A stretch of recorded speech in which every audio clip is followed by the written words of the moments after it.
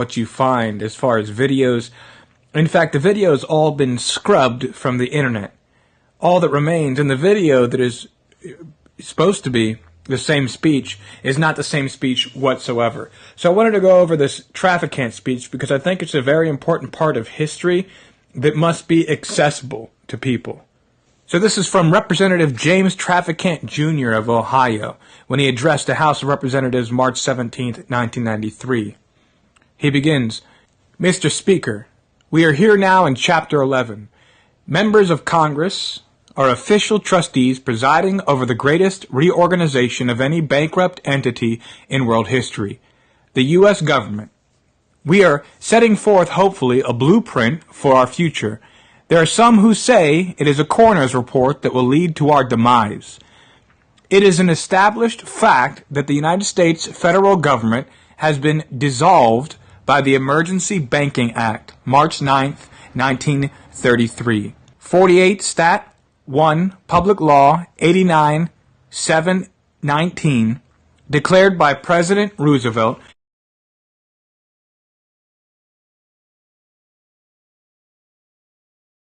being bankrupt and insolvent, HJR 192, 73rd Congress M Session, June 5, 1933.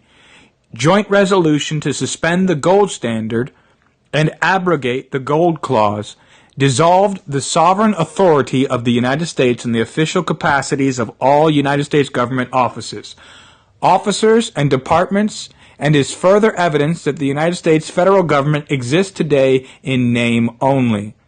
The receivers of the United States bankruptcy are the international bankers, via the United Nations, the World Bank, and the International Monetary Fund. All United States offices, officials, and departments are now operating within a de facto status in name only under the emergency war powers. With the constitutional Republican form of government now dissolved, the receivers of the bankruptcy have adopted a new form of government for the United States. This new form of government is known as a democracy, being an established socialist communist order under a new governor for America. This act was instituted and established by transferring and or placing the office of the Secretary of Treasury to that of the Governor of the International Monetary Fund. Public Law 94-564, page 8, Section H.R. 13955 reads in part, quote, "The U.S. Secretary of Treasury receives no compensation for representing the United States," unquote.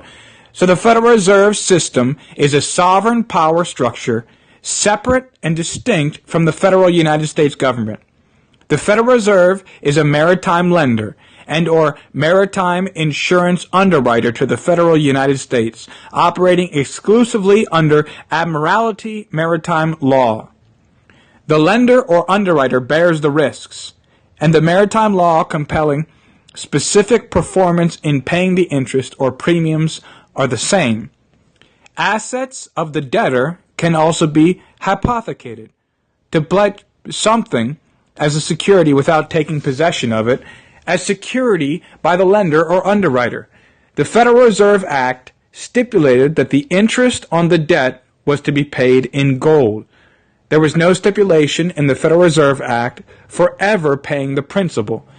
Prior to 1913, most Americans owned clear, allodial title to property, free and clear of any liens or mortgages until the Federal Reserve Act 1913 hypothecated all property within the federal United States to the Board of Governors of the Federal Reserve, in which the trustees held legal title.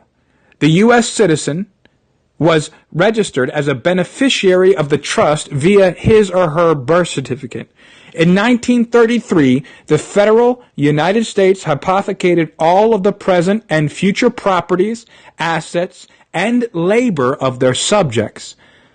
The 14th Amendment, U.S. citizen to the Federal Reserve System. In return, the Federal Reserve System agreed to extend the Federal United States Corporation all the credit it needed. Like any other debtor, the federal United States government had to assign collateral and security to their creditors as a condition of the loan. Since the federal United States didn't have any assets, they assigned the private property of their economic slaves, the United States citizens, as a collateral against the unpayable federal debt. They also pledged the unincorporated federal territories, national parks, forests, birth certificates, and nonprofit organizations as collateral against the federal debt. All has already been transferred as payment to the international bankers. Unwittingly, America has returned to its pre-American Revolution feudal roots, whereby all land is held by a sovereign, and the common people had no rights to hold a loyal title to property. Once again, we the people are the tenants and sharecroppers renting our own property from a sovereign in the guise of the Federal Reserve Bank. We the people have exchanged one master for another. This has been going on for over 80 years without the informed knowledge of the American people, without a voice protesting loud enough. Now, it's easy to grasp why America is fundamentally bankrupt. Why don't more people own their properties outright? Why are 90% of Americans mortgaged to the hilt and have little or no assets after all debts and liabilities have been paid? Why does it feel like you are working harder and getting less and less? We are reaping what we have sown, and the results of our harvest is a painful bankruptcy and a foreclosure on American property, precious liberties, and a way of life. Few of our elected representatives in Washington, D.C. have dared to tell the truth. The federal United States is bankrupt. Our children will inherit this unpayable debt and the tyranny to enforce paying it. America has become completely bankrupt in world leadership, financial credit, and its reputation for courage, vision, and human rights. This is an undeclared economic war, bankruptcy, and economic slavery of the most corrupt order. Wake up, America. Take back our country. So it's interesting that the man in 2002 was arrested and put in jail as a part of some sort of corruption scandal. And it's no surprise that he spent 7 years there, only to die while in jail. He represented Youngstown, Ohio from 1985 to 2002. He was reelected by the people, the voters who put him into office, and it was only being framed for corruption in 2002 that he would be expelled from Congress and spend the last 7 years of his life in prison. These are little-known facts that most people are entirely in the dark about, they're completely unaware of, and it's something that cannot be brought out into the light. Some of the most powerful words, and I'll read it just one last time, quote, "We are reaping what we have sown. The results of our harvest is a painful bankruptcy and a foreclosure on American property, precious liberties, and a way of life. Few of our elected representatives in Washington, D.C. have dared to tell the truth. The federal United States is bankrupt. Our children will inherit this unpayable debt and the tyranny to enforce paying it," unquote. So it's words like that that will get you expelled from Congress. And we wonder why there's not any real representatives who ever run for office who ever make it on the main debate stage.